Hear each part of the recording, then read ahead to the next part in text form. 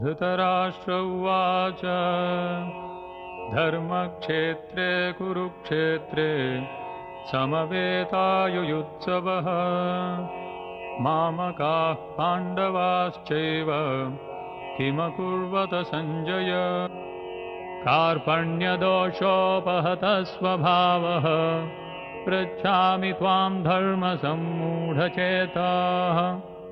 यच्छ्रेयस्यान्निश्चितं ब्रूहि तन्मे शिष्यस्तेऽहं शाधि मां त्वां प्रपन्नम्। श्रीभगवानुवाच अशोच्यानन्वशोचस्त्वं प्रज्ञावादांश्च भाषसे गतासूनगतासूंश्च नानुशोचन्ति पण्डिताः न त्वेवाहं जातु नासं न त्वं नेमे जनाधिपाः न चैव न भविष्यामः सर्वे वयमतः परम् देहिनोऽस्मिन् यथा देहे कौमारं यौवनं जरा तथा देहान्तरप्राप्तिर्धीरस्तत्र न मुह्यति मात्रा स्पर्शास्तु कौन्तेय शीतोष्णसुखदुःखदाः आगमापायिनो नित्याः तां तितिक्षस्व भारत न जायते म्रियते वा कदाचिन् नायं भूत्वा भविता वा न भूयः अजो नित्यः शाश्वतोऽयं पुराणो न हन्यते हन्यमाने शरीरे वासांसि जीर्णानि यथा विहाय नवानि गृह्णाति नरोपराणि तथा शरीराणि विहाय जीर्णानि अन्यानि संयाति नवानि देहि नैनं छिन्दन्ति शस्त्राणि नैनं दहति पावकः न चैनं क्लेदयन्त्यापो न शोषयति मारुतः जातस्य हि ध्रुवो मृत्युर्ध्रुवं जन्म मृतस्य च तस्मादपरिहार्येऽर्थे न त्वं शोचितुमर्हसि देहि नित्यमवध्योऽयं देहे सर्वस्य भारत तस्मात् सर्वाणि भूतानि न त्वं शोचितुमर्हसि नेहाभिक्रमनाशोऽस्ति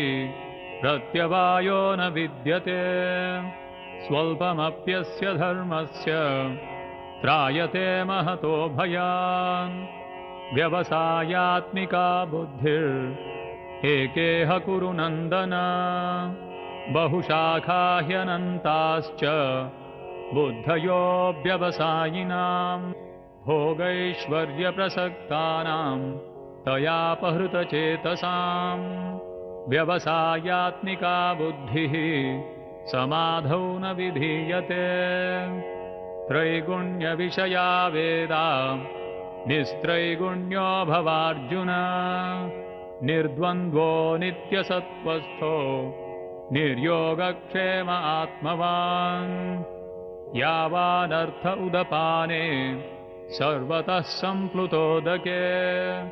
तावान् सर्वेषु वेदेषु ब्राह्मणस्य विजानतः विषया विनिवर्तन्ते निराहारस्य देहिनः रसवर्ज्यं रसोऽप्यस्य परं दृष्ट्वा निवर्तते ध्यायतो विषयान् पुंसः सङ्गस्तेषूपजायते सङ्गात् सञ्जायते कामः कामात् क्रोधोऽभिजायते क्रोधात् भवति सम्मोहः सम्मोहात् स्मृतिविभ्रमः स्मृतिभ्रंशात् बुद्धिनाशो बुद्धिनाशात् प्रणश्यति रागद्वेषविमुक्तैस्तु विषयानिन्द्रियैश्चरन्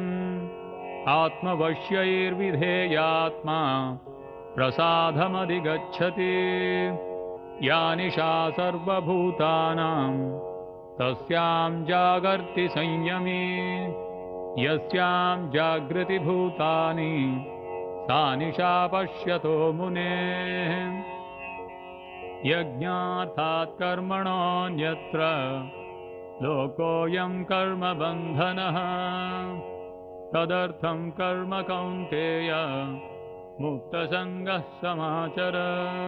अन्नाद्भवन्ति भूतानि पर्जन्यादन्नसम्भवः यज्ञाद्भवति पर्जन्यो यज्ञः कर्मसमुद्भवः यद्यदाचरति श्रेष्ठः तत्तदेवेतरो जनः स यत्प्रमाणं कुरुते लोकस्तदनुवर्तते प्रकृतेः क्रियमाणानि गुणैः कर्माणि सर्वशः अहङ्कारविमूढात्मा कर्ताहमिति मन्यते श्रीभगवानुवाच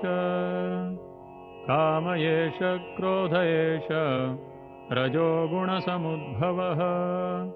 महाशनो महापाप्मा विद्येनमिह वैरिणम् श्रीभगवानुवाच इमं विवस्वते योगम् प्रोक्तवानहमव्ययम् विवस्वान्मनवे प्राह मनुरिक्ष्वाकवे ब्रवीत् एवं परम्परा प्राप्तम् इमं राजर्षयो विदुः सकाले नेह महता योगो नष्टः परन्तप स एवायं मया तेद्य योगः प्रोक्तः पुरातनः भक्तोऽसि मे सखा चेति रहस्यं ह्येतदुत्तमम् अजोऽपि सन्नव्ययात्मा भूतानामीश्वरोऽपि सन् प्रकृतिं स्वामधिष्ठाय सम्भवाम्यात्ममायया यदा यदा हि धर्मस्य ग्लानिर्भवति भारत अभ्युत्थानमधर्मस्य तदात्मानं सृजाम्यहम् परित्राणाय साधूनां विनाशाय च दुष्कृतां धर्मसंस्थापनार्थाय सम्भवामि युगे युगे जन्म कर्म च मे दिव्यम् एवं यो वेत्ति तत्त्वतः त्यक्त्वा देहं पुनर्जन्म नैति मामेति सोऽर्जुन वीतरागभयक्रोधा मन्मया मामुपाश्रिताः बहवो ज्ञानतपसा पूता मद्भावमागताः ये यथा मां प्रपद्यन्ते तांस्तथैव भजाम्यहम् मम वर्त्मानुवर्तन्ते मनुष्याः पार्थ सर्वशः चातुर्वर्ण्यं मया सृष्टं गुणकर्मविभागशः तस्य कर्तारमपि मां विद्यकर्तारमव्ययम् तद्विद्धि प्रणिपातेन परिप्रश्नेन सेवया उपदेक्षन्ति ते ज्ञानं ज्ञानिनः तत्त्वदर्शिनः विद्याविनयसम्पन्ने ब्राह्मणे गविहस्तिनि शुनि चैवश्वपाके च पण्डिताः समदर्शिनः ये हि संस्पर्शजा भोगा दुःखयोनय एव ते आद्यन्तवन्तः कौन्तेय न तेषु रमते बुधः भोक्तारं यज्ञतपसां सर्वलोकमहेश्वरं सुहृदं सर्वभूतानां ज्ञात्वा मां शान्तिमृच्छति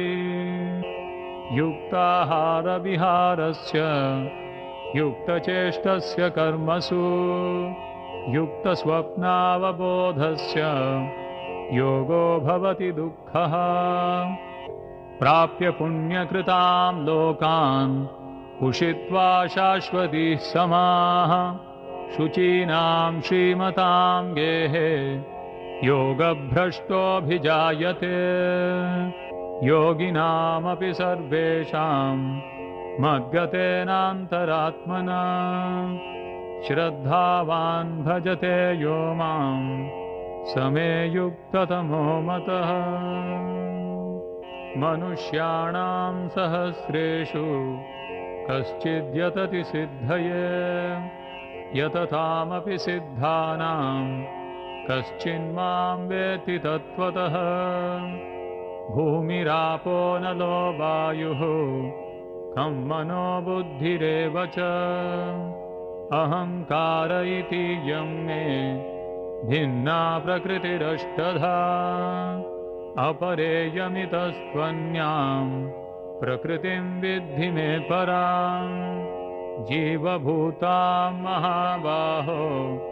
ययेदं धार्यते जगन् मत्तः परतरं नान्यत्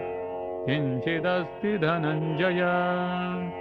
मयि सर्वमिदं प्रोतं सूत्रे मणिगणा इव दैवी ह्येषा गुणमयी मम माया दुरत्यया मामेव ये प्रपद्यन्ते मायामेतां तरन्ति ते न मां दुष्कृतिनो मूढाः प्रपद्यन्ते नराधमाः माययापहृतज्ञाना आसुरं भावमाश्रिताः चतुर्विधा भजन्ते मां जनाः सुकृतिनोऽर्जुन आर्तो जिज्ञासुरर्थार्थी ज्ञानी च भरतर्षभ बहूनां जन्मनामन्ते ज्ञानवान् मां प्रपद्यते वासुदेवः सर्वमिति स महात्मा सुदुर्लभः नाहं प्रकाशः सर्वस्य योगमाया समावृतः मूढोऽयं नाभिजानाति लोको मामजमव्ययम् वेदाहं समतीतानि वर्तमानानि चार्जुन भविष्याणि च भूतानि मां तु वेद न कश्चन इच्छा द्वेषसमुत्थेन द्वन्द्वमोहेन भारत सर्वभूतानि सम्मोहं सर्गे यान्ति परन्तप येषां त्वन्तगतं पापं जनानां पुण्यकर्मणां ते द्वन्द्वमोहनिर्मुक्ता भजन्ते मां दृढव्रताः अन्तकाले च मामेव स्मरन्मुक्त्वा कलेवरम् यः प्रयाति समद्भावं याति नास्त्यत्र संशयः यं यं वापि स्मरन् भावं त्यजत्यन्ते कलेवरं तं तमेवैति कौन्तेय सदा तद्भावभावितः तस्मात् सर्वेषु कालेषु मामनुस्मर युध्य च मय्यर्पितमनो बुद्धिर्मामे वैश्यस्य संशयः अनन्यचेताः सततं यो मां स्मरति नित्यशः तस्याहं सुलभः पार्थ नित्ययुक्तस्य योगिनः मामुपेत्य पुनर्जन्म दुःखालयमशाश्वतम् नाप्नुवन्ति महात्मानः संसिद्धिं परमां गताः ब्रह्मभुवना लोकाः पुनरावर्तिनोऽर्जुन मामुपेत्य तु कौन्तेय पुनर्जन्म न विद्यते वेदेषु यज्ञेषु तपस्सु चैव दानेषु यत्पुण्यफलं प्रदिष्टम् अत्येति तत्सर्वमिदं विदित्वा योगी परं स्थानमुपैति चाद्यम् राजविद्या राजगुह्यं पवित्रमिदमुत्तमम् प्रत्यक्षावगमं धर्म्यं सुसुखं कर्तुमव्ययम् मया ततमिदं सर्वं जगदव्यक्तमूर्तिना मत्स्थानि सर्वभूतानि न चाहं तेष्वस्थितः मयाध्यक्षेण प्रकृतिः सूयते सचराचरम् हेतुनानेन कौन्तेय जगद्विपरिवर्तते अवजानन्ति मां मूढा मानुषीं तनुमाश्रितम् परं भावमजानन्तो मम भूतमहेश्वरम् मोघाशा मोघकर्माणो मोघज्ञानाविचेतसः राक्षसीमासुरीं चैव प्रकृतिं मोहिनीं श्रिताः महात्मानस्तु मां पार्थ दैवीं प्रकृतिमाश्रिताः भजन्त्यनन्यमनसो ज्ञात्वा भूतादिमव्ययम् सततं कीर्तयन्तो मां यतन्तश्च दृढव्रताः नमस्यन्तश्च मां भक्त्या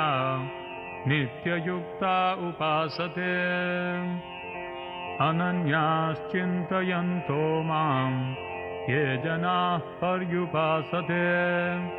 तेषां नित्याभियुक्तानां योगक्षेमं वहाम्यहम् यान्ति देवव्रता देवान् पितॄन् यान्ति पितृव्रताः भूतानि यान्ति भूतेज्या यान्ति मद्याजिनोऽपि माम् पत्रं पुष्पं फलं तोयं यो मे भक्त्या प्रयच्छति तदहं भक्त्युपहृतम् अश्नामि प्रयतात्मनः यत्करोषि यदश्नासि यज्जुहोषि ददासि यत्तपस्यसि कौन्तेय तत्कुरुष्व मदर्पणम् समोऽहं सर्वभूतेषु न मे द्वेषोऽस्ति न प्रियः ये भजन्ति तु मां भक्त्या मयि ते तेषु चाप्यहम् अपि चेत् सुदुराचारो भजते मामनन्यभाक् साधुरेव समन्तव्यः सम्यग् व्यवसितो हि सः मां हि पार्थव्यपाश्रित्य येऽपि स्युः पापयोनयः स्त्रियो वैश्यास्तथा शूद्राः तेऽपि यान्ति परां गतिम् मन्मना भव मद्भक्तो मद्याजी मां नमस्कुरु मामे वैश्यसि युक्त्वैवम् आत्मानं मत्परायणः अहं सर्वस्य प्रभवो मत्तः सर्वं प्रवर्तते इति मत्वा भजन्ते मां बुधा भावसमन्विताः मच्चित्ता मद्गतप्राणा बोधयन्तः परस्परं कथयन्तश्च मां नित्यं तुष्यन्ति च रमन्ति च तेषां सततयुक्तानां भजतां प्रीतिपूर्वकं ददामि बुद्धियोगं तं येन मामुपयान्ति ते तेषामेवानुकम्पार्थम् अहमज्ञानजं तमः नाशयाम्यात्मभावस्थो ज्ञानदीपेन भास्वता अर्जुन उवाच परं ब्रह्म परं धाम पवित्रं परमं भवान् पुरुषं शाश्वतं दिव्यम् आदिदेवमजं विभुम् आहुस्त्वां ऋषयः सर्वे देवर्षिर्नारदस्तथा असितो देवलो व्यासः स्वयं चैव ब्रवीषि मे यद्यद्विभूतिमत्सत्त्वं श्रीमदूर्जितमेव वा तत्तदेवावगच्छत्वं मम तेजोंशसम्भवम् भक्त्या त्वनन्यया शक्य अहमेवं विधोऽर्जुन ज्ञातुं द्रष्टुं च तत्त्वेन प्रवेष्टुं च परन्तप मत्कर्म कृत् मत्परमो मद्भक्तः सङ्गवर्जितः निर्वैरः सर्वभूतेषु यः स मामेति पाण्डव क्लेशोऽधिकतरस्तेषाम् अव्यक्तासक्तचेतसाम् अव्यक्ता हि गतिर्दुःखम् देहवद्भिरवाप्यते मय्येव मन आधत्स्व मयि बुद्धिं निवेशय निवसिष्यसि मय्येव अत ऊर्ध्वं न संशयः अथ चित्तं समाधातुं न शक्नोषि मयि स्थिरम् अभ्यासयोगेन ततो मामिच्छाप्तुं धनञ्जय अभ्यासेऽप्यसमर्थोऽसि मत्कर्म परमो भव मदर्थमपि कर्माणि कुर्वन् सिद्धिमवाप्स्यसि सर्वयोनिषु कौन्तेय मूर्तयः सम्भवन्ति याः तासां ब्रह्ममहद्योनिरहं बीजप्रदः पिता मां च यो व्यभिचारेण भक्तियोगेन सेवते सगुणान् समतीत्यैतान्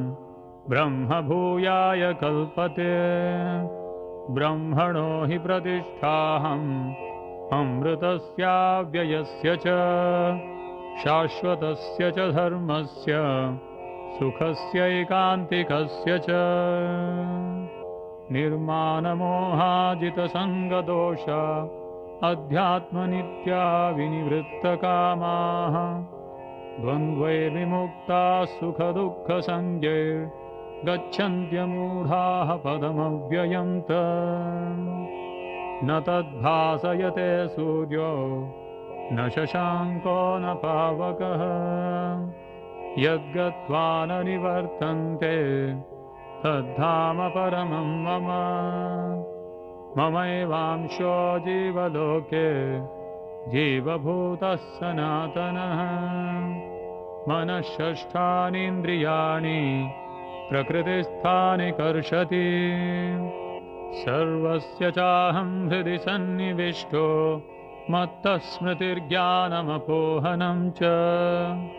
वेदैश्च सर्वैरहमेव वेद्यो वेदान्तकृद्वेदविदेव चाहम् यो मामेवमसम्मूढो जानाति पुरुषोत्तमम् स सर्वविद्भजति मां सर्वभावेन भारत शमोदमस्तपः शौचं शान्तिरार्जवमेव च ज्ञानं विज्ञानमास्तिक्यं ब्रह्मकर्म स्वभावजम् ब्रह्मभूतः प्रसन्नात्मा न शोचति न काङ्क्षति समः सर्वेषु भूतेषु मद्भक्तिं लभते पराम् भक्त्या मामभिजानाति यावान्यश्चास्मि तत्त्वतः ततो मां तत्त्वतो ज्ञात्वा विशते तदनन्तरम् मच्चित्तः सर्वदुर्गाणि मत्प्रसादात् तरिष्यसि अथ चेत्त्वम् अहङ्कारान् न श्रोष्यसि विनङ्क्ष्यसि ईश्वरः सर्वभूतानां हृद्देशेऽर्जुन तिष्ठति भ्रामयन् सर्वभूतानि यन्त्रारूढानि मायया मन्मना भव मद्भक्तो मद्याजी मां नमस्कुरु मामे वैष्यसि सत्यं ते प्रतिजाने प्रियोऽसि मे सर्वधर्मान् परित्यज्य मामेकं शरणं व्रज अहं त्वां सर्वपापेभ्यो मोक्षयिष्यामि मा शुचः य इदं परमं गुह्यं मद्भक्तेष्वभिधास्यति भक्तिं मयि परां कृत्वा मामेवैष्यत्य संशयः न च तस्मान्मनुष्येषु कश्चिन्मे प्रियकृत्तमः भविता न च मे तस्मात् अन्यः प्रियतरो भुवि यत्र योगेश्वरः कृष्णो यत्र पार्थो धनुर्धरः तत्र श्रीविजयोर्भूतिर्ध्रुवा नीतिर्मतिर्मम।